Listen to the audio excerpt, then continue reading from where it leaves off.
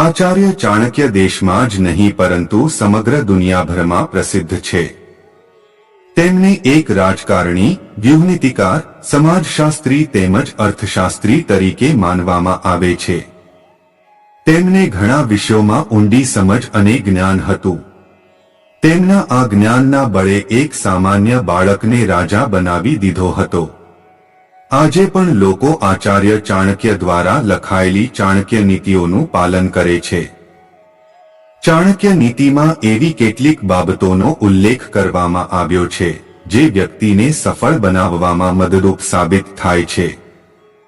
ચાણક્ય નીતિ મુજબ વ્યક્તિની કેટલીક આદતો તેને અકાળે વૃદ્ધ કરી દે છે. જે આદતો હોય તો સુધારવી જોઈએ.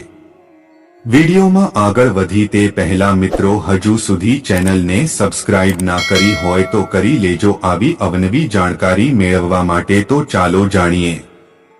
નંબર 1, શારીરિક સુખ. આચાર્ય ચાણક્યે ચાણક્ય નીતિમાં કહ્યું છે કે જીવનને સુખમય બનાવવા માટે શારીરિક સુખ ખૂબ જરૂરી છે, કારણ કે તેના વગર જીવન નીરસ થઈ જાય છે.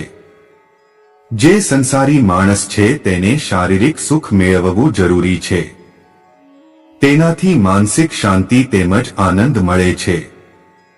જે લોકોને શારીરિક સુખ નથી મળતું તે સમય પહેલા એટલે કે અકાળે વૃદ્ધ થઈ જાય છે.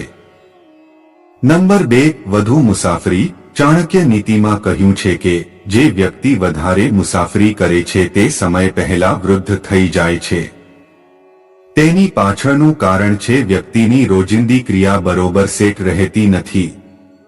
તેમણે કહ્યું છે કે મુસાફરી દરમિયાન વ્યક્તિની રહેણીકરણી તેમજ ખાનપાન યોગ્ય રીતે ગોઠવાતું નથી અને જેના કારણે શરીરમાં કમજોરી આવી જાય છે અને ધીરે ધીરે વ્યક્તિ વૃદ્ધ થઈ જાય છે.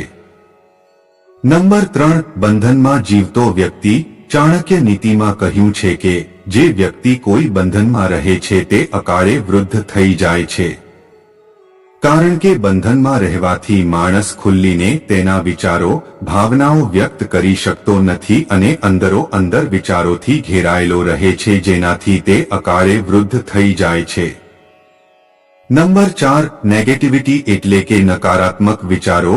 ચાણક્ય નીતિમાં કહ્યું છે કે જે લોકો હંમેશા નકારાત્મક વિચારે છે તે પણ અકાળે વૃદ્ધ થઈ જાય છે, કારણ કે આવા લોકો આનંદ ઉલ્લાસથી ખુલ્લીને જીવી શકતા નથી અને સતત નકારાત્મકતાને કારણે આસપાસનો માહોલ પણ ચિંતામય થઈ જાય છે અને પોતે પણ સતત ચિંતામાં રહે છે. એક કહેવત પ્રમાણે ચિંતા એ ચિતા સમાન છે. જો તમને આ જાણકારી પસંદ આવી હોય તો વિડીયોને લાઈક કરી ચેનલને સબસ્ક્રાઇબ કરવાનું ભૂલતા નહીં. ભગવાન શ્રી કૃષ્ણ સૌને સુખ, શાંતિ અને સમૃદ્ધિ આપે.